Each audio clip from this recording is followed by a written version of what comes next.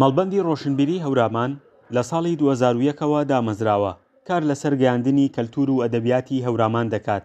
توانیوێتی چەندین فستیڤاڵ لە هەورامان ساز بکات و بەرهەمی نووسەران چاپ بکات و بڵاو بکاتەوە.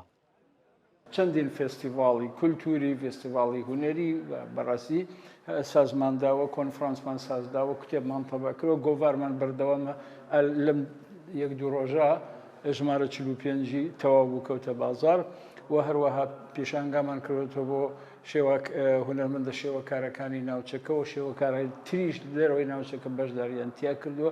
چەندین ئاهەنگی گۆرانی مۆسیقامان کردووە. مەڵبەندەکە لە چالاکی ئەدەبی و کولتوریەکانی نەوەستاوە، ناو بەناو نووسەران و لێکۆڵەران کۆ دەکاتەوە و بابەتەکان پێکەوە گفتوگۆ دەکەن. بابەتەی من ئەتوانم بڵێم بابەتێکی هەم ئەدەبی و هەم کۆمەڵایەتیە کە جەنابی مەرحومی مدەڕێز غەریقی ڕەحمەتی خوابێ لە قۆناغەکانی تەمەنیە چ کۆنتاکتێکی گەرموگوڕی لەگەڵ تەواوی چین و توێژەکانی میلەتەکەی خۆیان هەبووە، بەڵام ئێستا داخی گرانم دابڕانێکی زۆر لە نێوان چین و توێژەکانە ئابینین. و ئەمەوێ بە نەوەی نوێ بڵێم کە مامۆستایانمان لە چه ئاستێکا بوون، خوێندنی حوجرەکانمان، زانستکاکانمان لە چه ئاستێکا بوون، لە دووروڵاتەوە خەڵکان هاتن چۆکیاندا ئادا بە چەندین ساڵ لەوانەوە، بەڵام ئێستا شتەکان ئاوەژوو بوونەتەوە. لە دوای پێگەێنانی مەڵبەندەکەوە چەندین ڕێکخراوی دیکە لە هەورامان لە هەناوی مەڵبەندی ڕۆشنبیری هەورامانەوە لەدایک بوون کە ئێستا پێکەوە چالاکیەکان ئەنجام دەدەن. مەڵبەندی ڕۆشنبیری هەورامان لە ضرورەتێکە لەدایک بوو کە ضرورەتی واقع و مەحاڵ بوو.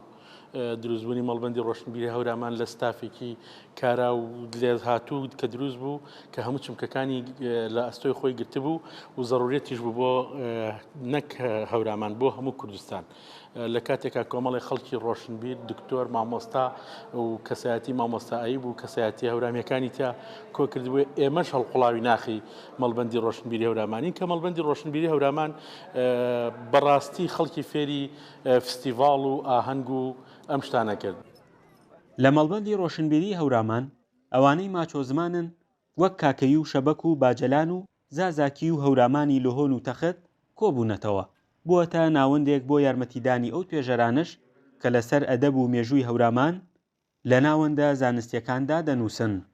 فەرحان هەورامانی، دەنگی ئەمریکا، هەورامان.